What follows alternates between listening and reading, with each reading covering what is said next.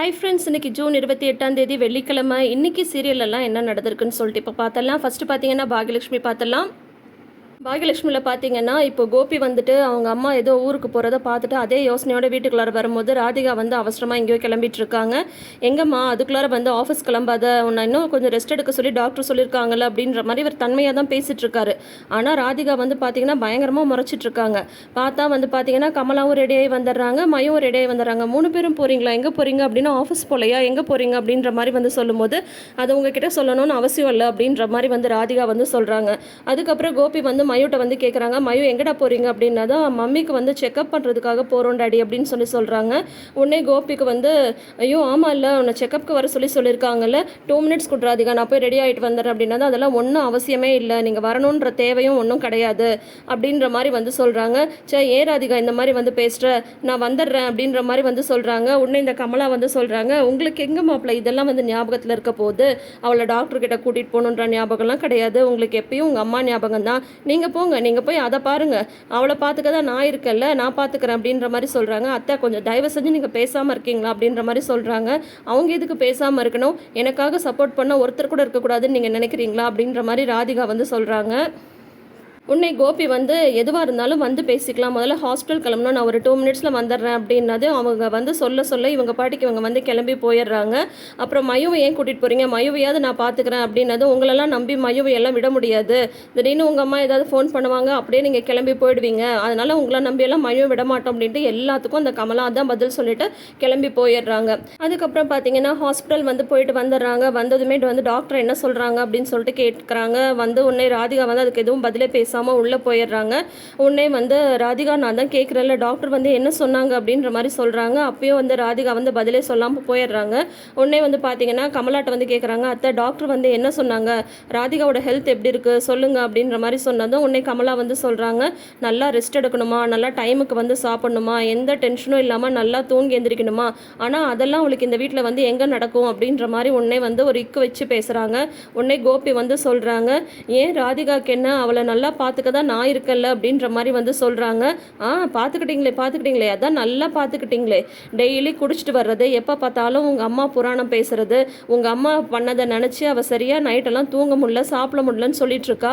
அப்படி இருக்கும்போது அவள் எப்படி சந்தோஷமாக இருக்க முடியும், அவள் எப்படி நல்லா இருக்க முடியும், அதெல்லாம் அவளாம் அப்படிலாம் இருக்க முடியாது அப்படின்ற மாதிரி வந்து சொல்கிறாங்க. ஏன் அத்தை எதுக்கு எடுத்தாலும் அம்மா அம்மான்னு எங்கள் அம்மா இழுத்து பேசிட்டு இருக்கீங்க, அதான் அவங்க எங்கேருந்து கிளம்பிட்டாங்கல்ல, அந்த டாப்பிக்கை தான் விடுங்களேன் அப்படின்னதும், அது எப்படி விட முடியும், உங்கள் அம்மானால தானே இவ்வளோ பிரச்சனையும், உங்கள் அம்மா தானே பிளான் பண்ணி பிள்ளைய வந்து கொண்டுட்டாங்க அப்படின்ற மாதிரி சொல்கிறாங்க. அத்தை மறுபடியும் சொல்கிறேன், எங்கள் அம்மா அந்த மாதிரிலாம் பண்ணக்கூடிய ஆள் கிடையாது, தேவையில்லாமல் அவங்கள பற்றி இந்த மாதிரி பேசாதீங்க அப்படின்ற மாதிரி வந்து சொல்கிறாங்க. என்ன மாப்பிள்ள, என்ன வந்து ஒன்றுமே நடக்காத மாதிரி பேசிட்டு இருக்கீங்க, இத்தனையும் நடந்ததுக்கு உங்கள் அம்மா தான் காரணம், ஏதோ நாங்கன்றதுனால சும்மா இருக்கோம், இதே வேறவங்களா இருந்தால் நடக்கிறதே வேறு அப்படின்ற மாதிரி சொல்கிறாங்க.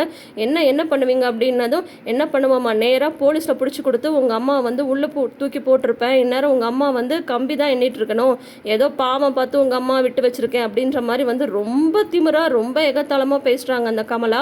கோபினால் ஒன்றுமே பண்ண முடிய மாட்டேங்குது, டம்மி பீஸு கோபி. ஆனால் வினை விதைத்தவன் வினை அறுப்பான் அப்படின்னு சொல்லுவாங்கள்ல, அதுதான் இப்போ கோபி விஷயத்தில் வந்து நடந்துட்டுருக்கு. பாக்யாவுக்கு எவ்வளோ டார்ச்சரு, எவ்வளோ இது, எங்கே போனாலும் பாக்யாவை வந்து ஃபாலோ பண்ணுறது. இவர் ராதிகாவை கல்யாணம் பண்ணதுக்கப்புறமாவது கோபி வந்து பாக்யா விட்டாங்களா, இல்லையே, பழனிசாமி அவங்களையும் சம்மந்தப்படுத்தி பேசுகிறது, அப்படி இப்படின்னு டார்ச்சர் கொடுக்குறது, கேன்டீனை மூட வச்சது, எவ்வளோ பிரச்சனை கொடுத்தாங்க. இப்போ இவர் அனுபவிக்கட்டும், இதெல்லாம் வந்து ராதிகா வந்து பாக்யாவுக்கு செய்யும் போது நல்லா இருந்ததில்ல, இப்போ இவருக்கு செய்யும் போது மட்டும் வந்து கசக்குது அப்படின்னு சொன்னால் எப்படி, இவருக்கு வந்தால் மட்டும்தான் ரத்தம், பாக்யாவுக்கு வந்தால் தக்காளி சட்னி அப்படின்ற மாதிரி தானே நினச்சிட்டு இருந்தாரு. இப்போ நல்லா வச்சு செய்கிறாங்க அம்மாவும் பொண்ணும். இப்போ வந்து பார்த்தீங்கன்னா கோபி வந்து சும்மா இந்த மாதிரி வந்து சொல்கிற வேலையெல்லாம் வச்சுக்காதீங்க, எங்கள் அம்மா வந்து நீங்கள் வந்து போலீஸில் பிடிச்சி கொடுக்க நான் வந்து விட்டுருவேன்னா என்ன நினச்சிட்டு இருக்கீங்க அப்படின்ற மாதிரிலாம் வந்து சொல்கிறாங்க. தேவையில்லாமல் வந்து உங்களால் தான் பிரச்சனை ஆகுது அப்படின்ற மாதிரி சொல்கிறாங்க. ஓ அப்படியா, என்னால் தான் பிரச்சனை ஆகுதா, அப்போ நான் இந்த வீட்டை விட்டு போகணும்னு சொல்கிறீங்களா, ஏன் என் பொண்ணுக்காக நான் வந்து பேசக்கூடாது அப்படின்னதும், இல்லை அவளை பார்த்துக்க தான் நான் இருக்கல அப்படின்னதும் உடனே ராதிகா உள்ளேருந்து வந்துடுறாங்க. அப்போது எனக்காக உங்களுக்காக சப்போர்ட் பண்ணி எங்கள் அம்மா கூட பேசக்கூடாது, அப்படி தானே? உங்கள் அம்மா பண்ணது எல்லாமே கரெக்டாக அப்படி தான் பேசுவோம், நாங்கள் 2 பேரும் பேசிட்டே தான் இருப்போம், ஏன்னா உங்கள் அம்மா பண்ண வேலை அப்படி, உங்களால் என்ன செய்ய முடியும் அப்படின்னு சொல்லிட்டு எகிரிட்டு வராங்க ராதிகா. உன்னை வந்து ராதிகா வந்தால் தான் கோபி வந்து ஆஃப் ஆகிடுவாங்களே, கோபி வந்தனால எதுவுமே பேச முடியறதில்ல. உங்களுக்கு இஷ்டம் தான் இங்கே இருங்க, இல்லைன்னா கிளம்பி வெளியே போயிட்டே இருங்க, நீங்கள் இல்லாமலே இருக்க முடியுன்ற இதெல்லாம் எனக்கெல்லாம் எப்பயோ வந்துருச்சு. உங்களால் எனக்கு என்ன ஒரு இது இருக்குது, உங்களால் எனக்கு என்ன பாதுகாப்பு இருக்குது, எல்லாம் பிளான் பண்ணி என் குழந்தைய வந்து கொன்னதோட மட்டும் இல்லாமல் உங்கள் அம்மா பற்றி எதுவும் பேசக்கூடாதுன்னு வேறு எவ்வளோ தைரியம் தான் நீங்கள் வந்து இங்கே சொல்லிட்டு இருப்பீங்க. நாங்கள் இப்படி தான் பேசுவோம், இல்லைன்னா கிளம்பி போயிட்டே இருங்க, என்னோட வழியை பார்த்துக்க எனக்கு வந்து நல்லாவே தெரியும் அப்படின்ற மாதிரி வந்து சொல்லிடுறாங்க ராதிகா. உடனே கோபிக்கு வந்து அப்படியே என்னடா இது அப்படின்ற மாதிரி ஆகிடுது. கல்யாணம் டைவர்ஸு அப்படின்றதெல்லாம் ராதிகாக்கெலாம் வந்து சுவிங்கம் மெல்ற மாதிரி போல் இருக்குது. கோர்ட் சீனெல்லாம் வருது. இனி அடுத்தடுத்த எபிசோடில் என்ன தான் நடக்குதுன்னு தெரியல, ஏதோ ட்விஸ்ட் வச்சுருக்காரா டைரக்டர் என்னன்னு தெரியல, பார்க்கலாம். அப்புறம் வந்து பார்த்திங்கன்னா இங்கே வந்து இப்படி போயிட்டுருக்கா, அங்கே வந்து கும்பகோணம் போனவங்க வந்து கும்பகோணம் போய் ரீச் ஆகிட்டாங்க. செழியன் வந்து போட்டிருக்கிற ஒரு ஹோட்டலில் வந்து ஸ்டே பண்ணவும் ஆரம்பிச்சிட்டாங்க. ரூம் எல்லாம் பார்த்துட்டு கம்ஃபர்டபுளாக இருக்குது அப்படின்ற மாதிரி இனியா வந்து சொல்லிகிட்ருக்காங்க. அப்போ வந்து பார்த்திங்கன்னா பாட்டி வந்து சொல்கிறாங்க, எப்படி பாக்யா என்ன எங்கே கூட்டிகிட்டு வரணும்னு எனக்கு தோணுச்சு அப்படின்னதும், இல்லைத்த நீங்கள் தானே கும்பகோணம் போகணும்னு சொல்லிட்டு இருந்தீங்க, அதனால தான் அப்படின்னு சொல்கிறாங்க. ஆமாம், கும்பகோணம் நான் ஏன் தெரியுமா போகணுன்னு சொல்லிட்டு இருந்தேன், நான் சின்ன பிள்ளையாக இருந்தப்போ கொஞ்சம் காலம் வந்து நாங்கள் இங்கே இருந்தோம் அப்படின்ற மாதிரி வந்து பாட்டி வந்து சொல்கிறாங்க. உடனே தாத்தா வந்து சொல்கிறாங்க, ஓ அப்படின்னா நீ ஏதோ 7வது 8வது படிக்கும்போது வெளியூரில் எங்கேயோ இருந்தேன்னு சொல்லிட்டு இருந்தியா, அது கும்பகோணமா அப்படின்னதும், ஆமாம் கும்பகோணத்தில் நாங்கள் வந்து இருந்தோம் அப்படின்னதும், அப்போ உங்களுக்கு தெரிஞ்சவங்களாம் இங்கே நிறைய பேர் இருக்காங்களா, உங்கள் ஃப்ரெண்ட்ஸ் எல்லாம் இங்கே இருக்காங்களா பாட்டி அப்படின்ற மாதிரி இனியா வந்து கேட்குறாங்க. உடனே வந்து பாட்டி வந்து சொல்கிறாங்க, நிறைய ஃப்ரெண்ட்ஸ்லாம் கிடையாது, ஒரு 2-3 பேரை வந்து சொல்லி அவங்கெல்லாம் தான் எனக்கு வந்து ரொம்ப ரொம்ப க்ளோஸ் ஃப்ரெண்ட்ஸு. அதுலேயும் சாவித்ரின்றவ தான் எனக்கு வந்து என் கூடையே இருந்தா, என் கல்யாணத்துக்கெலாம் கூட வந்திருந்தா அப்படின்னதும், அவங்க கூடலாம் இப்போ நீங்கள் காண்டாக்டில் இருக்கீங்களா அப்படின்ற மாதிரி வந்து கேட்குறாங்க இனியா. உடனே தாத்தா வந்து சொல்கிறாங்க, அதெல்லாம் எப்படிம்மா, கொஞ்ச நாள் எல்லாம் வந்து கடுதாசி எழுதிட்டு அந்த மாதிரி வந்து இருந்தோம், ஆனால் அதுக்கப்புறம் வந்து அதெல்லாம் கூட எதுவுமே இல்லை அப்படின்ற மாதிரி பாட்டி வந்து சொல்லும்போது தாத்தா வந்து சொல்கிறாங்க, அந்த காலத்தில் வந்து வெறும் கடுதாசி மட்டும்தான், லெட்டர் எழுதி தான் பேசிக்க முடியும், இப்போ மாதிரி ஃபோனு இதோ நீ ஒன்றா மெசேஜ் அனுப்புறியா, அதெல்லாம் எதுவுமே கிடையாது, அப்புறம் எப்படி வந்து காண்டாக்ட் வச்சுட்ருக்க முடியும் அப்படின்ற மாதிரி சொல்லும்போது இது எல்லாத்தையும் உன்னிப்பாக வந்து பாக்யா வந்து கவனிச்சிட்ருக்காங்க. ஸோ ஒரு ப்ரமோவும் வந்து ரிலீஸ் பண்ணிட்டாங்க. இந்த மாதிரி பாட்டியோட அந்த சாவித்ரி அப்படின்ற ஃப்ரெண்டை வந்து பாக்யா வந்து கூட்டிகிட்டு வந்துடுறாங்க. அவங்க வந்து மணப்பாறையில் இருக்கிறதா வந்து இன்றைக்கே வந்து பாட்டி வந்து சொல்லிகிட்ருக்காங்க. ஸோ இப்போ வந்து அட்ரஸ் கண்டுபிடிக்கிறதுலாம் ரொம்ப ஈஸி இல்லையா, நம்ம ஃபேஸ்புக் அப்படி இப்படின்னு எப்படியாவது சர்ச் பண்ணால் கூட கண்டுபிடிச்சிடலாம். எப்படியோ பாக்யா வந்து கண்டுபிடிச்சி ஆக மொத்தம் கூட்டிகிட்டு வர மாதிரி ஒரு ப்ரமோ ரிலீஸ் பண்ணியிருக்காங்க. அங்கே பார்த்தீங்கன்னா கோபி வந்துட்டு நல்லா ராதிகாட்ட திட்டு வாங்கிட்டு போகிறாரு இல்லையா, பார்த்தா மறுபடியும் வந்து ட்ரிங்க்ஸ் பண்ண போயிடுறாரு. செந்தில் வேணான்னு சொல்ல நல்லா மூக்கு முட்டை குடிச்சிட்டு இந்த மாதிரி ராதிகா கூட நடந்த பிரச்சனையை பற்றி சொல்லிகிட்ருக்காரு. எல்லா பிரச்சனைக்கும் காரணம் அவங்க அம்மா தான், அவங்க அம்மா வந்து அந்த வீட்டில் இருக்க வரைக்கும் நானும் ராதிகாவும் நிம்மதியாக இருக்கவே முடியாது, எங்கள் அம்மாவை பற்றி ரொம்ப தப்பாக பேசுகிறாங்க, ஆவுன்னா போலீஸ்க்கு போகிறேன்னு சொல்கிறாங்க, அவங்களால தான் என் நிம்மதியே போச்சு அப்படின்னு சொல்லிட்டு கமலாவை பற்றி ரொம்ப அப்படியே எரிச்சலாக பேசிகிட்ருக்காரு. அப்புறம் வந்து சத்தமாக இவர் பேசுகிறதுனால பக்கத்து டேபிளில் இருக்கிறவங்களுக்கு வந்து டிஸ்டர்ப் ஆகி இந்த மாதிரி கொஞ்சம் பேசாமல் ட்ரிங்க் பண்ணுங்க அப்படின்ற மாதிரி அங்கே இருக்கிறவங்களாம் சொல்ல, அப்புறம் இவர் வந்து அதை சொல்ல நீ யாரியா அப்படின்னு சொல்லிட்டு கேட்க, அதுக்கப்புறம் பார்த்தீங்கன்னா கோபிக்கும் அங்கே இருக்கிறவங்களுக்கும் பார்த்தீங்கன்னா கை கலப்பாயிடுது. உடனே அந்த பவுன்சர்ஸ்லாம் இருப்பாங்க இல்லையா, அவங்கள வந்து கோபியை எடுத்துகிட்டு வந்து வெளியில் விடுறாங்க. கரெக்டாக அந்த பக்கமாக வந்து பார்த்தீங்கன்னா செழியனும் எழிலும் வந்து வராங்க. அவங்க வந்து பார்த்தீங்கன்னா இங்கே யார் இந்த மாதிரி ஏதோ சண்டை நடக்குது போலே அப்படிங்கும்போது, அப்போ செந்தில் தான் ஃபஸ்ட்டு செழியன் வந்து பார்க்குறாங்க, இது அப்பாவோட ஃப்ரெண்டு செந்தில் இல்லை அப்படின்ற மாதிரி வந்து சொல்லிட்டு இருக்கும்போதே கோபியையும் பார்த்துடுறாங்க எழிலும் செழியனும். உடனே வந்துட்டு வாடா போய் தடுக்கலாம் வா, ஏன் இந்த மாதிரி அப்பா சண்டை போட்டுட்ருக்காரு தெரியல அப்படின்னதும், ஏதாவது குடிச்சிட்டு பிரச்சனை பண்ணியிருப்பாரு நீ வா அப்படின்னு சொல்கிறாங்க. நல்லா அனுபவிக்கட்டும், இத்தனை நாள் வந்து ரோட்டில் தான் விழுந்து கிடந்தாரு, இப்போ வந்து பார்த்தோன்னா குடிச்சிட்டு தகராறே பண்ண ஆரம்பிச்சிட்டாரு அப்படின்ற மாதிரி எழில் வந்து திட்டுறாங்க. டேய் வாடா அப்படின்னு சொல்லிட்டு இழுத்துட்டு வராரு செழியன். வந்துட்டு சண்டையெல்லாம் விலக்கி விட்டு இந்த மாதிரி வந்து யார் நீங்கள் அப்படின்னது, இந்த மாதிரி அவங்களோட பசங்க அப்படின்னு சொல்கிறாரு செழியன். உடனே வந்துட்டு செந்தில் சொல்கிறார், நல்ல வேலை வந்தீங்கப்பா, உங்கள் அப்பா வந்து பயங்கரமாக வந்து குடிச்சிருக்கான், தேவையில்லாமல் எல்லார்ட்டையும் பிரச்சனை பண்ணிகிட்ருக்கான், முதல்ல அவனை கூட்டிகிட்டு போங்க அப்படின்ற மாதிரி மாதிரி வந்து சொல்கிறாங்க. அப்புறம் அங்கே இருக்கிறவங்க கிட்ட சாரி கேட்டுட்டு வாடா கூட்டிகிட்டு போகலாம் அப்படிங்கும்போது அதெல்லாம் முடியாது, நான் இவரை வந்து இப்போ இங்கே விட்டு வரப்போறியா இல்லையா அப்படின்ற மாதிரி எழில் வந்து சொல்கிறாங்க. உடனே செழியன் வந்து சொல்கிறாங்க, எப்பட்றா அப்படியே வந்து விட்டுட்டு போக முடியும், சொன்னால் கேளு அங்கிள், கொஞ்சம் ஹெல்ப் பண்ணுங்க அப்படின்ட்டு கார் பின்னாடி வந்து உட்கார வச்சிடறாரு கோபியை. அவர் இருக்கிற நிலமையில வந்து அவர் கார் கதவை திறந்துட்டு குதிச்சாலும் குதிச்சிடுவார், நீ கொஞ்சம் பின்னாடி உட்காரு அப்படின்ற மாதிரி எழில்கிட்ட வந்து சொல்கிறாங்க. ஆனால் எழில் வந்து பார்த்தீங்கன்னா முடியாது அப்படின்ற மாதிரி பிடிவாதமாக சொல்லிட்டு இருக்காங்க. அதோட இன்னைக்கு எபிசோட வந்து முடிச்சிருக்காங்க. ஸோ இப்போ வந்து பார்த்தீங்கன்னா கோபி வந்து ரொம்ப லோக்கலாக நடந்துக்க வந்து ஆரம்பிச்சிட்டாரு. என்னெல்லாம் நடக்க போகுதுன்றதை நீ வர எபிசோட்ஸை பார்த்து தெரிஞ்சுக்கலாம். ஸோ இன்னைக்கு பாகியலட்சுமியில் இதுதான் நடந்திருக்கு. அடுத்தது நம்ம பார்க்க போகிற சீரியல் என்னன்னு சொல்லிட்டு பார்த்தீங்கன்னா சிறகடிக்க ஆசை. இப்போ பார்த்தீங்கன்னா முத்து வந்துட்டு முந்தின நாள் நைட் வந்து குடிச்சிட்டு கலாட்டா பண்ணிடுறாரு இல்லையா. அடுத்த நாள் காலையில் இனிமேல் இந்த மாதிரி பண்ண மாட்டேன்ப்பா அப்படின்ற மாதிரி அவங்க அப்பாட்ட வந்து சொல்லிட்டுருக்காங்க. ஆனால் ஒன்றுப்பா, நீ வந்து எதுவும் கவலைப்படாத, நீ ஆசைப்பட்ட மாதிரியே வந்து கண்டிப்பாக நம்ம வந்து ரூமை வந்து கட்டலாம், என்னால் முடிஞ்சதை கண்டிப்பாக அதுக்காக சேவை பண்ணி கவலைப்படாத, எப்படியாவது அந்த ரூமை வந்து நான் கட்டியே தீருவேன் அப்படின்ற மாதிரி வந்து சொல்கிறாங்க. எப்பட்றா, என்ன ரூம் கட்டுறதுனா என்ன அவ்வளோ ஈஸியாக, 4-5 லட்ச ரூபாய் அதுக்கு பணம் செலவாகும் தெரியும்ல அப்படின்ற மாதிரி வந்து மனோஜ் வந்து வேணும்னே வந்து எகத்தாளமாக சொல்லிட்டு இருக்காரு. உடனே வந்துட்டு நான் எதுவுமே பேச விரும்பலடா, நான் வந்து அப்பாட்ட பேசிட்டு இருக்கேன், கண்டிப்பா கட்டுவேன்னு சொல்றேன், அதனால வந்து கண்டிப்பா கட்டிடுவேன் அப்படின்ற மாதிரி வந்து சொல்லிட்டு இருக்கும்போது உடனே வந்து பார்த்தீங்கன்னா சரிப்பா நீ கட்டுற மாதிரியே இருக்கட்டும், என்னால் ஆன உதவியை நான் செய்கிறேன் அப்படின்ற மாதிரி வந்து அண்ணாமலை சொல்கிறாரு. அதெல்லாம் வேணாம்ப்பா, நீ யார்கிட்டையும் எந்த நேரத்துலையும் கை கட்டி நிற்கக்கூடாது, யார்கிட்டையும் நீ வந்து கடன்லாம் வாங்கக்கூடாதுன்றதுக்காக தான் நான் வந்து சொல்கிறேன் அப்படின்ற மாதிரி வந்து சொல்கிறாங்க. உடனே வந்து ஆண்டி இவருக்கு வந்து ரொம்ப விளையாட்டாக போயிடுச்சு போல இருக்கு, ரூம் கட்டுறேன் அப்படின்னு சொல்கிறது அப்படின்ற மாதிரி வந்து சொல்லிட்டுருக்காங்க. ஏங்க அவர் வந்து கட்ட மாட்டாருன்னு நினச்சிட்ருக்கீங்களா அப்படின்ற மாதிரி மீனா வந்து சொல்கிறாங்க. ஐயோ மீனா, ஏற்கனவே நீங்கள் ஒரு சபதம் போட்டிருக்கீங்க, இப்போ வந்து அடுத்த ஒரு சபதம் வேறு போட்டுற போகிறீங்க அப்படின்னு சொல்கிறாங்க. உடனே வந்து மனோஜ் வந்து சொல்கிறாங்க, ஆமாடா நீ தான் ஏற்கனவே உன் பொண்டாட்டிக்கு நகைலாம் வந்து வாங்கி போடுவேன் அப்படின்ற மாதிரி வேறு வந்து சொல்லியிருக்கல்ல, இப்போ இதையும் வந்து கூட சேர்த்துக்காத, நான் அந்த நகையை வாங்கி போடுறதுக்கே 3-4 வருஷம் ஆகிடும் அப்படின்னு சொல்கிறாங்க. உடனே ரோகிணி சொல்கிறாங்க, அதுதான் நகை வாங்கி கொடுத்துருக்காருல மனோஜ் அப்படின்னு சொல்கிறாங்க. நகையா என்னது அப்படின்னதும் அதான் தாலி வாங்கி கொடுத்தாருல அப்படின்ற மாதிரி ரொம்ப எகத்தாளமாக வந்து சொல்கிறாங்க. ரோகிணிக்கு வந்து ஒரு விஷயம் தெரியல, என்னதான் கிலோவாக நகை போட்டிருந்தாலும் அந்த அரப்பூன் தாலிக்கு இருக்கிற மதிப்பு வந்து வேற எந்த நகைக்குமே கிடையாதுன்றது தெரியாமல் அவ்வளோ ஒரு இலக்காரமாக வந்து சொல்கிறாங்க. உடனே வந்து பார்த்திங்கன்னா வந்து மீனா வந்து சொல்கிறாங்க, ஏங்க அவர் சொன்னது மாதிரி செய்வாருங்க அப்படின்ற மாதிரி சொல்கிறாங்க.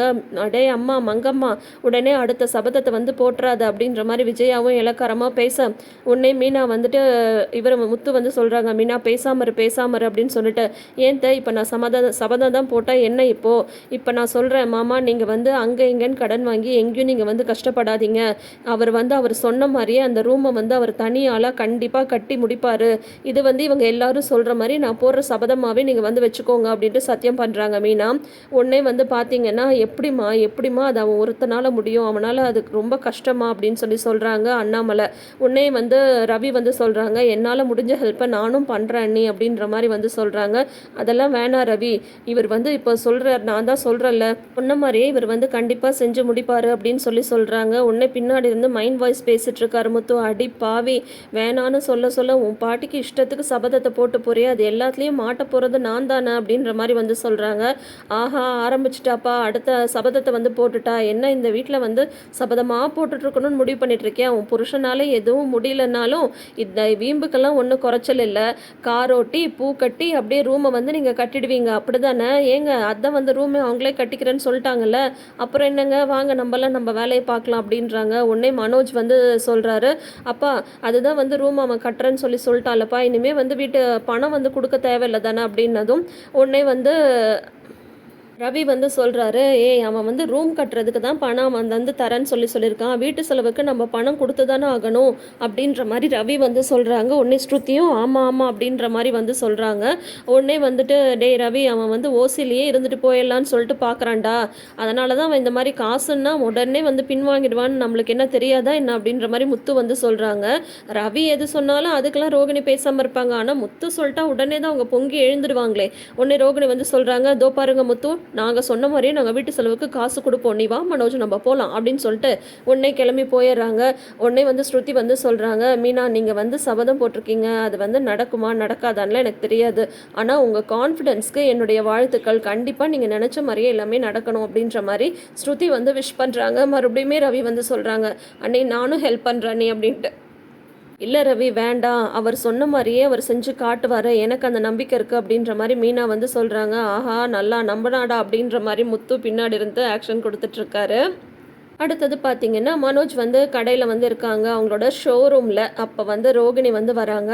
"என்ன பண்ணிட்டுருக்க மனோஜ்?" அப்படின்னதும், "இல்ல ஸ்டாக் தான் என்னென்ன இருக்குன்னு பார்த்துட்ருக்கேன்" அப்படின்னு சொல்லும்போது, "சரி நாளைக்கு நம்ம 2 பேரும் வந்து வெளியில போணும். என்னோட கிளையண்ட் ஒருத்தவங்க வந்து ஒரு பெரிய ரெசார்ட்ல வந்து மேரேஜ் வச்சிருக்காங்க.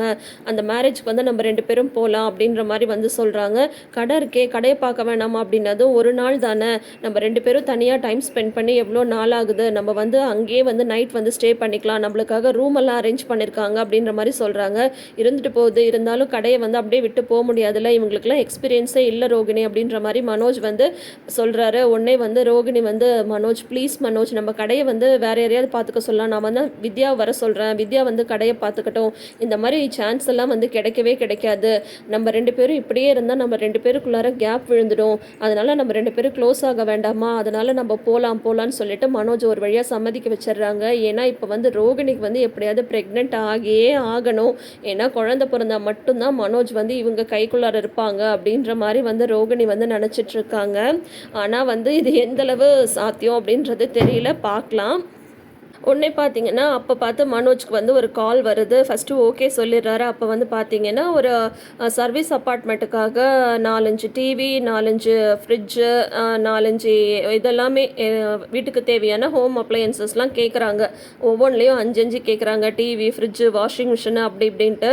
உடனே இது வந்து பல்க் ஆர்டராக இருக்கிறதுனால அவங்க வந்து என்கிட்ட எவ்வளோ ஸ்டாக் இருக்குன்னு பார்த்துட்டு, நாளைக்கு நீங்கள் வந்துடுங்க கரெக்டாக இருக்கும் அப்படின்ற மாதிரி மனோஜ் வந்து சொல்கிறாங்க. சரி சார், அப்போ நாளைக்கு நாங்கள் வந்து வந்துடுறோம், நாளைக்கே டெலிவரி கிடச்சிட்டு அப்படின்ற மாதிரி வந்து கேட்குறாங்க. கண்டிப்பாக நான் ஏற்பாடு பண்ணிடுறேன் அப்படின்ற மாதிரி மனோஜ் வந்து டீல் வந்து பேசியிருக்காரு. உடனே வந்து ரோகிணி வந்து சொல்கிறாங்க, அப்போ நீ என் கூட வரமாட்டியா அப்படின்னதும், பார்த்தல இது வந்து எவ்வளோ பெரிய ஆர்டர், இதெல்லாம் வந்து மற்றவங்கள நம்பி எல்லாம் விட முடியாது, நானே இங்கேருந்து செய்யணும், எப்படி இந்த ஆர்டர் வந்து முடிச்சு கொடுத்தா கண்டிப்பாக 1,00,000 ரூபாய் நம்மளுக்கு வந்து லாபம் நிற்கும், அதனால் இதுதான் நம்மளுக்கு முக்கியம் ரோகிணி, நீ மட்டும் கல்யாணத்துக்கு போயிட்டு வந்துடு அப்படின்னு சொல்லிடுறாரு மனோஜ். உடனே வந்து ரோகிணிக்கு வந்துச்சா என்னடா இந்த மாதிரி நம்மளோட பிளான் ஃபெயிலியர் ஆகிடுச்சு அப்படின்ற மாதிரி தோண ஆரம்பிச்சிடுது. அடுத்தது வந்து பார்த்தீங்கன்னா, நைட் வந்து முத்துக்காக வெயிட் பண்ணிகிட்ருக்காங்க மீனா. அப்போ கீழே இருந்துட்டு முத்து வந்து கால் பண்ணுறாங்க. "மீனா எங்கே இருக்க?" அப்படின்னு சொல்கிறாங்க. "நான் எங்கே இருக்கேன், வீட்டில் தான் இருக்க போகிறேன். மணி என்ன ஆகுது, இன்னும் வந்து வீட்டுக்கு வராமல் இருக்கீங்க, இன்றைக்கும் குடிச்சிட்டு வர போகிறீங்களா?" அப்படின்னா தான், "அதெல்லாம் ஒன்றும் இல்லை, நான் கீழே தான் இருக்கேன், நீ கீழே வா" அப்படின்றாங்க. "உடனே கீழே தானே இருக்கீங்க, மேலே வர வேண்டியது தானே, எதுக்கு என்ன கூப்பிட்றீங்க?" அப்படின்னது, "சும்மா பேசிட்டே இருக்காது மீனா, முதல்ல கீழே வா" அப்படின்னு சொல்கிறாங்க. உடனே வந்து பார்த்தீங்கன்னா மீனா வந்து வராங்க. "ஏங்க வந்து ஒரு மேலே வர வேண்டியது தானே, இங்கே நின்றுட்டு என்ன பண்ணிகிட்ருக்கீங்க?" அப்படின்ற மாதிரி கேட்கும்போது, "இல்லை நான் வந்து ஒரு முக்கியமான விஷயம் உனக்காக வாங்கிட்டு வந்திருக்கேன்" அப்படின்னதும், "தெரியுமே" அப்படின்றாங்க. "தெரியுமா, உனக்கு எப்படி தெரியும்?" அப்படின்னு கேட்குறாங்க. உடனே மீனா வந்து சொல்கிறாங்க, "எப்பயும் நீங்கள் லேட்டாக வந்தால் பூவும் ஸ்வீட்டும் வாங்கிட்டு வருவீங்கள்ல, அதுதானே?" அப்படின்னதும், "அதுதான் இல்லை" அப்படின்னது. "இங்கே பாரு" அப்படின்னு சொல்லிட்டு காரோட டிக்கை திறந்து காட்டுறாங்க. அதில் வந்து பார்த்தீங்கன்னா செங்கல் வந்து வாங்கிட்டு வந்திருக்காரு. "என்னதுங்க இது?" அப்படின்னு சொல்கிறாங்க. "நீ தானே சொன்ன ரூம் கட்டணுன்ட்டு, அதுக்கு தான்" அப்படின்னு சொல்கிறாங்க. "ஏங்க இதெல்லாம் வச்சு ரூம் கட்ட முடியாதுங்க, இன்னும் நிறைய வாங்கணும்" அப்படின்னு சொல்கிறாங்க. உடனே வந்து முத்து சொல்கிறாரு, "எனக்கு மட்டும் அது தெரியாதா, இன்றைக்கி என்னோட காரில் வந்து செங்கல் சூளை வச்சுருக்கிறவர் ஒருத்தர் வந்து சவாரிக்கு வந்தார், அவர்கிட்ட வந்து சவாரிக்கு நான் காசாக வாங்காமல் செங்கலாக வாங்கிட்டேன், எப்படி என்னோட ஐடியா?" அப்படின்னு கேட்குறாங்க. "ஏங்க இதுவும் நல்ல ஐடியா தாங்க" அப்படின்றாங்க. "அது மட்டும் இல்லை, அவரோட நம்பரை வந்து வாங்கியிருக்கேன், ரெகுலராக என்னையே கூப்பிட சொல்லியும் நான் வந்து சொல்லியிருக்கேன், அந்த மாதிரி அவர் கூட சவாரி போகும்போதெல்லாம் அவர்கிட்ட காசாக வாங்காமல் நம்ம செங்கலாக வாங்கினோன்னா நம்ம ரூம் கட்ட ஆரம்பிக்கும் போது அவர்கிட்ட நம்மளுக்கு வந்து டிஸ்கவுண்ட் கிடைக்கும்ல" அப்படின்ற மாதிரி வந்து முத்து வந்து சொல்கிறாங்க. உடனே மீனா வந்து சொல்கிறாங்க, "அப்படின்னா எனக்கும் ஒரு ஐடியா இருக்குங்க, நான் வந்து ஒரு சிமெண்ட் கடைக்காரருக்கு வந்து நான் பூ கொடுத்துட்ருக்கேன், அவர்கிட்ட கேட்டு நம்ம வந்து சிமெண்ட்டும் வந்து வாங்க ஆரம்பிச்சிக்கலாம்" அப்படின்ற மாதிரி வந்து சொல்கிறாங்க. "அப்போது நம்ம நினச்ச மாதிரியே நம்ம ரூம் கட்ட போகிறோன்னு சொல்லு, இனி வந்து நம்ம பார்க்க வேண்டியது கம்பி கடைக்காரங்களை மட்டும்தான், எப்படியாவது வந்து இந்த டிஎம்டி கம்பி பண்ணுறவங்கள மட்டும் நம்ம பிடிச்சிட்டோன்னு வையேன், எப்படியாவது நம்ம வந்து கட்டிடலாம், இல்லை இப்போ வா நம்ம செங்கல்லாம் எடுத்துகிட்டு மேலே போகலாம்" அப்படின்னு சொல்லிட்டு உடனே 2 பேரும் ரொம்ப பெருமையாக அந்த செங்கல்லாம் எடுத்துகிட்டு மாடிக்கு வராங்க. அந்த சீன் வந்து பார்க்குறதுக்கே உண்மையிலே ரொம்ப க்யூட்டாக இருந்தது. உடனே வந்து பார்த்தீங்கன்னா, "ஏங்க ஏங்க இங்கே வாங்குங்க, இவங்க பாருங்கள் செங்கல்லாம் எடுத்துகிட்டு வராங்க, என்னதாங்க இப்பயே வந்து ரூம் கட்ட ஆரம்பிக்க போகிறாங்களா 2 பேரும்?" அப்படின்ற மாதிரி விஜயா வந்து சொல்கிறாங்க. உடனே அண்ணாமலை வந்து கேட்குறாரு, "என்னதுப்பா இதெல்லாம்?" அப்படின்னு சொல்கிறாங்க. "அப்பா மீனா தான் சொன்னாலப்பா ரூம் கட்டணும்னு, உனக்கும் ரூம் கட்டணும்னு தானப்பா ஆசை, அதுக்கு தான்ப்பா இப்போ நாங்கள் பிள்ளையார் சொல்லி போட்டிருக்கோம்" அப்படின்ற மாதிரி வந்து சொல்கிறாங்க. "எது இந்த 4 செங்கலை வச்சு அப்படியே மேலே ரூம் கட்ட போகிறீங்களா?" அப்படின்ற மாதிரி விஜயா வந்து சொல்கிறாங்க. உடனே வந்து மீனா சொல்கிறாங்க, "அத்தை சிறு துளியத்தான் அத்தை பெருவெள்ளமாக மாறும், அதனால் கண்டிப்பாக நாங்கள் இப்படி கொஞ்சம் கொஞ்சமாக சேர்த்து நாங்கள் சொன்ன மாதிரியே நாங்கள் வந்து ரூம் கட்டிடுவோம்" அப்படின்ற மாதிரி வந்து சொல்கிறாங்க. எப்படி உனக்கு 60ஆம் கல்யாணம் ஆறதுக்குள்ளார ரூம் கட்டிடுவியா அப்படின்ற மாதிரி கேட்குறாங்க. உடனே வந்து அண்ணாமலை வந்து திட்டுறாங்க. ஏன் அவங்கள வந்து இந்த மாதிரி வந்து பேசிட்டு இருக்க, அவங்க எவ்வளோ நம்பிக்கையோடு வந்து சொல்கிறாங்க அப்படின்னதும் உடனே வந்து மீனா வந்து மாமா எனக்கு வந்து அத்தை இந்த மாதிரி சொன்னதில் சந்தோஷம்தான் மாமா அப்படின்ற மாதிரி சொல்கிறாங்க. எப்படிம்மா அப்படின்னு சொல்லி கேட்கும்போது, எப்போவுமே என்னை இந்த வீட்டை விட்டு வெளியில் போக சொல்லி அத்தை சொல்லிகிட்டே இருப்பாங்க. ஆனால் இப்போ அவங்க வாயிலேருந்தே வந்துடுச்சு, எங்கள் 60ஆம் கல்யாணம் வரைக்கும் நாங்கள் வந்து சந்தோஷமாக எங்கள் வாழ்க்கையை வாழ்வோம் அப்படின்னு சொல்லிட்டு இப்போ வந்து அத்தை எங்களை ஆசீர்வாதம் தான் பண்ணியிருக்காங்க அப்படின்ற மாதிரி மீனா வந்து சொல்கிறாங்க.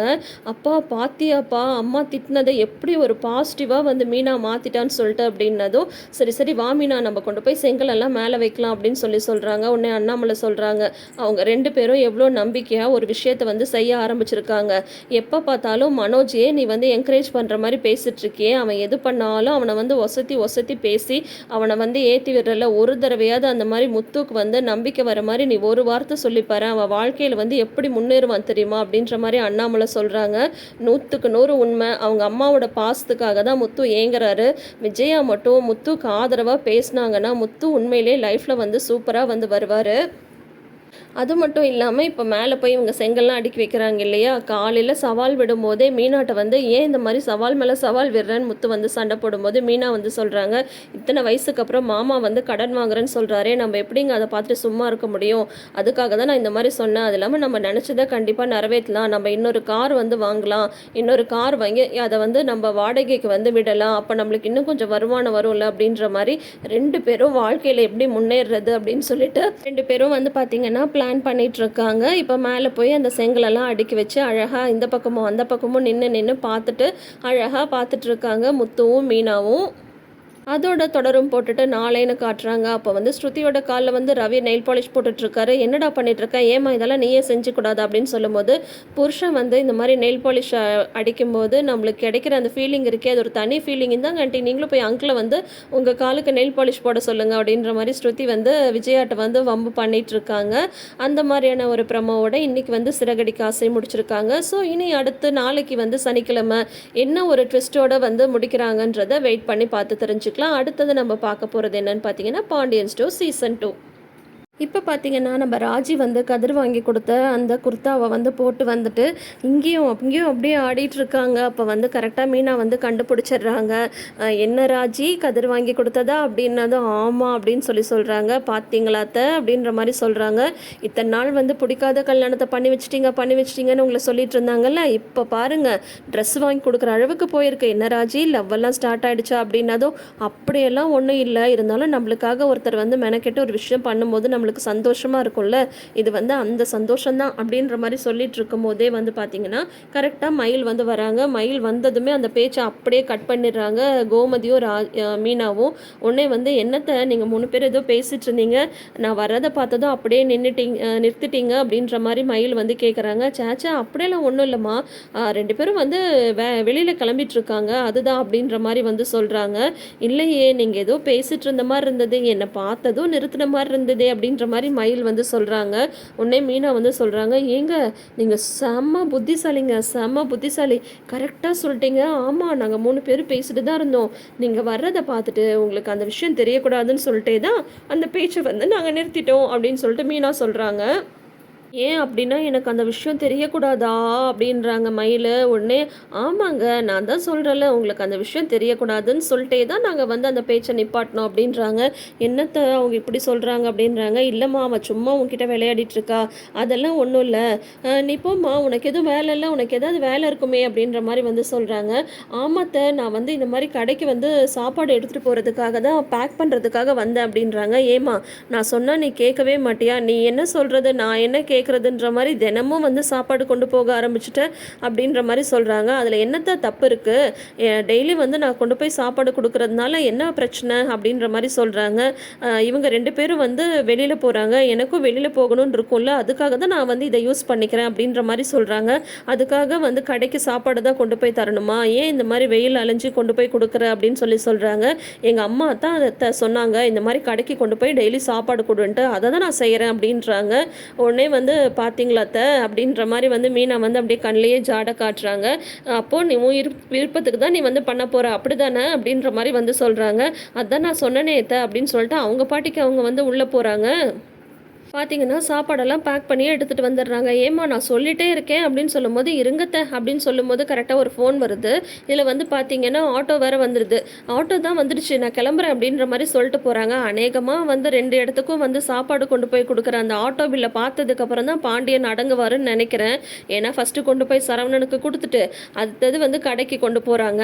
அந்த ஆட்டோ பில் வந்து யார் தலையில வந்து விடியும்? இதுக்கு வந்து கண்டிப்பா அவங்க வந்து காசு குடுத்து தான ஆகணும். பார்க்கலாம், அதாவது வந்து நடக்குதான்னு சொல்லிட்டு இப்ப வந்து பார்த்தீங்கன்னா, உங்களுக்கு கொஞ்சம் கூட ஒரு மாமியாராவே நடந்துக்க தெர்ல அப்படின்னு சொல்லிட்டு ராஜியும், மீனாவும் கோமதி திட்டுறாங்க. "ஏன்டி இப்படி சொல்றீங்க?" அப்படின்னதும், "பின்ன பார்த்தீங்கல்ல உங்க அம்மா வந்து எங்க அம்மாவையும், சித்தியையும் எப்படி ஆட்டி வைக்கிறாங்கன்னு சொல்லிட்டு, அ அப்பத்தா சொன்னா சொன்னபடிக்கு வந்து கேட்பாங்க. இத்தனைக்கும் எங்க அம்மாவும், எங்க சித்தியும் வந்து தங்கம். அதுக்கே அப்பத்தா வந்து அவங்க சொல்ற மாரி தான் நடந்துக்கணும்." அப்படின்ற மாரி சொல்லுவாங்க. "நீங்க வேஸ்ட் அத்த, உங்களுக்கு அந்த மாரிலாம் நடந்துக்கவே தெர்ல." அப்படின்ற மாரி ராஜி சொல்ல, உடனே மீனாவும் வந்து, "ஆமா, ஆமா எங்க அம்மா கூட அப்படிதான். அவங்க மாமியார் என்ன சொல்கிறாங்களோ அது அப்படியே டக்கு டக்கு டக்குன்னு செய்வாங்க.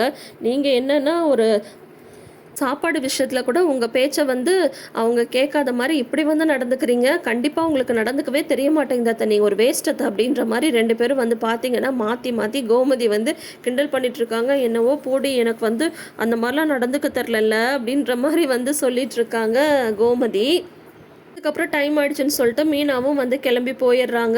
இங்கே வந்து பார்த்தீங்கன்னா, ராஜியும் வந்துட்டு, "சரி நான் போய் வந்து வேலை இருக்கு, அது போய் பார்க்குறேன்" அப்படின்ற மாரி சொல்லிட்டு போறாங்க. உடனே வந்து பார்த்தீங்கன்னா, அரசியும் ராஜியும் வந்து உட்காந்து படிச்சுட்ருக்காங்க. அப்போ ஒரு அரசி வந்து தூக்க தூக்கமா வருதுன்றாங்க. "இதுக்கே தூங்குனா எப்படி?" அப்படின்ற மாரி சொல்லிட்டு இருக்கும்போது, கோமதி வந்து டீ கொண்டு வந்து தராங்க. "ஏன் அரசி, உங்க அண்ணன் இத்தன நாளா வேலைக்கு போயிட்டுருக்கானே, உனக்கு ஏதாவது ட்ரெஸ் வாங்கி குடுத்துருக்கானா?" அப்படின்ற மாரி வந்து கேட்குறாங்க. "ஏத்த காலையிலேருந்து இதையே தானே சொல்லிட்டுருக்கீங்க" அப்படின்ற மாரி ராஜி சொல்றாங்க. "இல்ல, எல்லாரும் முதல்ல சம்பளம் வாங்கினதும் அம்மாவுக்கு தான் புடவை எடுத்துட்டு வந்து தருவாங்கன்னு நான் கேள்விப்பட்டிருக்கேன். ஆனால் என் பையன் உனக்கு ட்ரெஸ் எடுத்துட்டு வந்திருக்கான் பார்த்தியா?" அப்படின்ற மாதிரி சொல்கிறாங்க. "ஏத்த" அப்படின்ற மாதிரி சொன்னது உடனே அரசி வந்து சொல்கிறாங்க, "ஏன் நீ அண்ணன் வந்து இந்த ட்ரெஸ் எப்படி இருக்குன்னு உங்ககிட்ட சொன்னாரா?" அப்படின்ற மாதிரி சொன்னதும், "இன்னும் உங்கள் அண்ணன் இதை பார்க்கவே இல்லை" அப்படின்னு சொல்லும்போது கரெக்டாக காலேஜ்லேருந்து வந்துடுறாரு கதிர். வந்ததும் பார்த்தீங்கன்னா, உடனே பார்ட் டைம் வேலைக்கு போகிறதுக்காக ரெடியாக போயிடுறாரு. உடனே ராஜிக்கு வந்து கொஞ்சம் ஏமாற்றமா போயிடுது. என்னடா ஒன்றுமே சொல்லாமல் போகிறாங்கன்னு சொல்லிட்டு, அதுக்கப்புறம் ரூம்லேயும் போய் போய் நிற்கிறாங்க. கண்டிப்பாக இப்பயே வேலைக்கு போகணுமா, ஒரு டீயாவது குடிச்சிட்டு போகலாம்ல அப்படின்ற மாதிரிலாம், "இல்லை இல்லை மணி ஆகுது" அப்படின்னு சொல்லிட்டு கிளம்புறாரு. உடனே கோமதி வந்து சொல்கிறாங்க, "ஏய் நில்லுடா, அவள் பாரு நீ வாங்கி கொடுத்த ட்ரெஸ் போட்டிருக்கா, அதை பற்றி எதுவுமே சொல்லாமல் போகிற" அப்படின்னு சொன்னதும், உடனே நல்லாயிருக்கு அப்படின்னு சொல்லிட்டு பார்த்துட்டு வந்து சொல்கிறாரு. உடனே வந்துட்டு, "ஏன்டா ட்ரெஸ்ஸு நல்லா தானே இருக்குது, நல்லா இருந்ததுனால தானே நீ வந்து வாங்கிட்டு வந்திருக்க, அவளுக்கு எப்படி இருக்குன்னு சொல்லு" அப்படின்னு சொல்லிட்டு கோமதி வந்து சொல்றாங்க. உடனே பார்த்தீங்கன்னா, கதிர் வந்து, "இந்த ட்ரெஸ் உனக்கு ரொம்ப நல்லா இருக்கு" அப்படின்ற மாதிரி சொன்னதும் உடனே ராஜிக்கு வந்து செம ஹாப்பி ஆயிடுது. அடுத்தது பார்த்தீங்கன்னா, மீனா வந்து ஹாஃப் டேல தானே போறாங்க. ஹாஃப் டே லீவ் எடுத்துட்டு இப்போ வந்து பார்த்தீங்கன்னா, வேலைக்கு போயிட்டுருக்காங்க. அப்போ செந்தில் வந்து அந்த பக்கமா வராரு. வந்ததும் பார்த்தீங்கன்னா வந்துட்டு, "நீங்க எங்க இங்க?" அப்படின்னதும், "இல்ல உன் ஆஃபீஸ் பக்கத்துல தான் வந்து இந்த டெலிவரி, அதுக்காக தான் குடுக்க வந்தேன். எப்பவுமே நம்ம வந்து இந்த டெலிவரி சாக்கு வச்சு தான் மீட் பண்ண முடியுதுல்ல" அப்படின்ற மாரி மீனா வந்து சொல்லிட்டுருக்காங்க. இந்த மாரி மாமா திட்டினது உங்களுக்கு கஷ்டமாவே இல்லையா? அப்படின்னதும், "கஷ்டமா தான் இருந்தது. அதுக்காக என்ன பண்ண முடியும்? அதெல்லாம் எனக்கு வந்து பழகிடுச்சு" அப்படின்ற மாரி சொல்றாங்க. இருந்தாலும் மாமா வந்து உங்கள தனியா கூப்பிட்டு கூட திட்டியிருக்கலாம். எல்லார் முன்னாடியும் திட்டணும்னு இல்ல. என்னால அத தாங்க தாங்கிக்கவே முடியல அப்படின்ற மாரி வந்து சொல்றாங்க. "விடு, எங்க அப்பாவோட இயல்பு இதுதானே. அப்புறம் அதுக்காக நம்ம ஏன் வருத்தப்படணும்? வா, நம்மளுக்கு கிடைக்கிறதே கொஞ்ச நேரம். இந்த மாரி இருக்கிற நேரத்துல தான் நம்மளால ஒருத்தருக்கு ஒருத்தர் பேசிக்கவே முடியுது" அப்படின்ற மாரி சொல்லிட்டு, அதுக்கப்புறம் வண்டியில வந்து போயிட்டுருக்காங்க. உடனே வந்து மீனா வந்து சொல்றாங்க, "என்னால தானே நீங்க வந்து ஊருக்கு வர வேண்டியதா, மாமாட்ட திட்டு வாங்க வேண்டியதா போயிடுச்சு. இனிமே முடிஞ்ச வரைக்கும் அந்த மாரி வெளியூர்ல எதுவும் போகாம பார்த்துக்கிறேன்" அப்படின்ற மாரி மீனா வந்து சொல்றாங்க. "ஏய், அதுக்காக உன் வேலையில நீ ஏன் இதெல்லாம் இது பண்ணிக்கிற? அதெல்லாம் ஒண்ணும் இல்ல விடு" அப்படின்ற மாரி செந்திலும் மீனாவும் வண்டியில பேசிட்டு போயிட்டுருக்காங்க. இப்போ பார்த்தீங்கன்னா, ராஜியும் கோமதியும் வந்து கோயிலுக்கு வந்து வராங்க. கோயிலுக்கு வந்து வரும்போது வந்து பார்த்தீங்கன்னா, வந்து ராஜி வந்து சொல்றாங்க, "முதல்ல சாமி கும்பிட்டுட்டு தான் பிரகாரத்த சுத்தணுன்றாங்க." உடனே கோமதி வந்து, "எத்தனை வருஷமா நான் வந்து கோயிலுக்கு வரேன், பிரகாரத்த சுத்திட்டு தான் சாமி கும்பிடுவேன்" அப்படின்னதும், "இல்ல எங்க அப்பா சொல்லியிருக்காரு, சாமி கும்பிட்டுட்டு தான் வந்து பிரகாரத்த சுத்தணும்" அப்படின்னதும், "ஓ அப்படியா? எங்க அண்ணன் சொன்னா கரெக்ட்டா தான் இருக்கும்" அப்படின்னு சொல்றாங்க. "ஏன் அத்த? அப்போ உங்க அண்ணன் எது சொன்னாலும் கரெக்ட்டா இருந்திருக்குமா?" அப்படின்ற மாரி கேட்குறாங்க. "ஆமா" அப்படின்னு சொல்லவும், அப்போ வந்து, "உங்க அண்ணன் தான் சொன்னார்ல, மாமாவ கல்யாணம் பண்ணிக்க வேணாம்னு சொல்லிட்டு, அப்புறம் எதுக்கு ஓடி போய் கல்யாணம் பண்ணிக்கிட்டீங்களா?" அப்படின்னு சொல்றாங்க. அதுவா அது என் கரகம் அப்படின்றாங்க கோமதி. உடனே அத்தை என்னத்தை இப்படி சொல்கிறீங்க அப்படின்றாங்க. ஐயோ கோயிலில் நின்று இந்த மாதிரி பேசிட்டெல்லாம் தப்பு தப்பு. என் புருஷன் என்னை சூப்பராக பார்த்துக்கிறாரு, அவர் தான் எனக்கு சாமி. இருந்தாலும் எங்கள் அண்ணனும் எது சொன்னாலும் அது கரெக்டாக தான் இருக்கும் அப்படின்ற மாதிரி கோமதி வந்து பேலன்ஸ் பண்ணி பேசிகிட்டு இருக்கும்போது பார்த்தீங்கன்னா அங்கே வந்து சக்திவேலும் முத்துவேலும் சாமி கும்பிட்டுட்ருக்காங்க. உடனே வந்துட்டு வா போகலாம், அவங்களுக்கு பாரு 100 ஆயுசு அப்படின்ற மாதிரி இவங்க ஆப்போசிட்டில் வந்து நிற்கிறாங்க. அவங்க அப்பாவே பார்த்துட்ருக்காங்க ராஜி. அதுக்கப்புறம் இவங்க சாமி கும்பிட்டுட்டு திரும்பி பார்க்கும்போது கோமதியும் ராஜு நிற்கிறத பார்த்துட்டு வழக்கம் போல் கோவப்படுறாங்க. ஆனால் எதுவும் பேசுறதில்ல. ஆனால் அந்த அர்ச்சகர் வந்துட்டு என்ன சார் உங்கள் பொண்ணும் வந்திருக்காங்க போல இருக்கு, வாமா வந்து இந்த பக்கம் உங்கள் அப்பா பக்கத்தில் நில்லு. இப்போல்லாம் உங்கள் அப்பா கூட உன்னை கோயிலில் வந்து பார்க்கவே முடிய மாட்டேங்குதே, முதல்ல உங்கள் அப்பா கோயிலுக்கு வரும்போது நீயும் தானே வருவ அப்படின்ற மாதிரி அந்த அர்ச்சகர் வந்து சொல்லிட்டு இருக்காங்க. உடனே வந்து இவங்க 2 பேரும் வந்து அவங்கள பார்த்து முறைக்கிறாங்க. அதோட தொடரும் போட்டிருக்காங்க. ஆல்ரெடி ப்ரமோவும் ரிலீஸ் பண்ணிட்டாங்க. அப்போ வந்து இவங்க என்ன சொல்லிடுறாங்கன்னு பார்த்தீங்கன்னா, என் தங்கச்சி எப்படி வந்து இறந்து போனாலோ அதே மாதிரி என் பொண்ணு இறந்து போயிட்டா, இப்போ எனக்கு பொண்ணே இல்லை அப்படின்ற மாதிரி வந்து முத்துவேல் வந்து சொல்லிடுறாங்க. இதை நினச்சி ராஜி வந்து வீட்டில் வருத்தப்பட்டு இருக்கும்போது வந்து பார்த்தீங்கன்னா பாண்டியன் வந்து சொல்கிறாரு, இந்த மாதிரி ஏன்பா உனக்கு தான் அப்பா அம்மாவா நாங்கள் 2 பேரும் இருக்கோம்ல, அதுக்கப்புறம் நீ ஏன் வந்து கவலைப்படுற அப்படின்ற மாதிரி பாண்டியன் வந்து ராஜியை சமாதானப்படுத்துகிற மாதிரி ஒரு ப்ரமோவும் நேற்றே ரிலீஸ் பண்ணிட்டாங்க. ஸோ அதெல்லாம் தான் வந்து பார்த்திங்கன்னா நாளைக்கு வந்து நடக்க போகுது. ஸோ நான் இன்றைக்கி வந்து இதெல்லாம் தான் நடந்திருக்கு. நாளைக்கு வந்து சனிக்கிழமை எல்லா சீரியலும் ஏதாவது ஒரு ட்விஸ்ட்டு வச்சு முடிப்பாங்க இல்லையா, அது என்னன்றதை நாளைக்கு பார்த்து நம்ம தெரிஞ்சுக்கலாம். அதுக்கு முன்னாடி நீங்கள் இன்னும் நம்ம சேனலை சப்ஸ்கிரைப் பண்ணாமல் வீடியோஸ் பார்க்குறீங்கன்ற மாதிரி தான் இப்போயே சப்ஸ்கிரைப் பண்ணிக்கோங்க. பக்கத்தில் இருக்கிற நோட்டிஃபிகேஷன் பெல் ஐக்கான்லேயும் ஆல் சிம்பிள் கிளிக் பண்ணிக்கோங்க. இப்போ 3 சீரியல் ஒன்றா போட்டாலும் முடிஞ்ச வரைக்கும் எந்த இன்சிடெண்ட்டும் மிஸ் ஆகாமல் போடணுன்றதுனால தான் நம்மளுக்கு கொஞ்சம் டைமிங் வந்து அதிகமாக வருது. அதை கொஞ்சம் அட்ஜஸ்ட் பண்ணிக்கோங்க ஃப்ரெண்ட்ஸ். இந்த வீடியோ பற்றினா உங்களோட கமெண்ட்டை மறக்காமல் கமெண்ட் செக்ஷனில் கொடுங்க ஃப்ரெண்ட்ஸ். தேங்க்யூ.